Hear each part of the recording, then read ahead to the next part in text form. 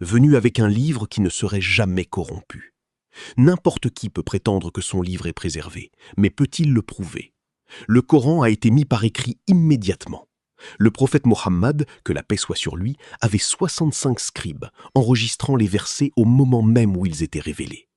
Il révisait l'intégralité du Coran avec l'ange Djibril chaque ramadan. Après sa mort, Abou Bakr, qu'Allah l'agrée, l'a compilé en un seul livre. Le manuscrit du Coran de Birmingham a été daté au carbone 14 entre 568 et 645 de notre ère. C'est du vivant du prophète.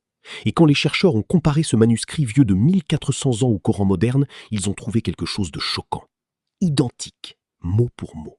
Pas une seule lettre de différente. Mais voici ce qui sépare le Coran de tout texte religieux de l'histoire. Des millions de musulmans dans le monde ont mémorisé les 600 pages. Si chaque copie écrite disparaissait demain, le Coran pourrait être réécrit parfaitement, de mémoire seule. Aucune autre religion ne peut prétendre cela.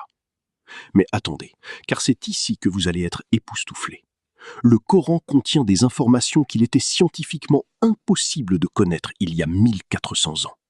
Le mot « homme » apparaît exactement 23 fois. Le mot « femme » apparaît exactement 23 fois. Les humains ont 23 paires de chromosomes. Coïncidence? Le mot « terre » apparaît 13 fois. Le mot « mer » apparaît 32 fois. Faites le calcul. Cela fait 29% contre 71%, ce qui est le ratio exact terre-mer de la planète. Le mot « jour » apparaît 365 fois. Le mot « mois » apparaît 12 fois. Le Coran décrit le Big Bang au chapitre 21, verset 30. Sauf que le Big Bang n'a été découvert que 1400 ans plus tard, dans les années 1900. Le Coran dit que l'univers est en expansion au chapitre 51, verset 47, ce qui n'a été confirmé par la science qu'au XXe siècle. Le prophète Muhammad a fait une prophétie qui semblait insensée. Il a dit que des Arabes du désert, pieds nus, rivaliseraient pour construire les bâtiments les plus hauts. Les Arabes à cette époque étaient les personnes les plus pauvres de la terre, juste du sable et des chameaux.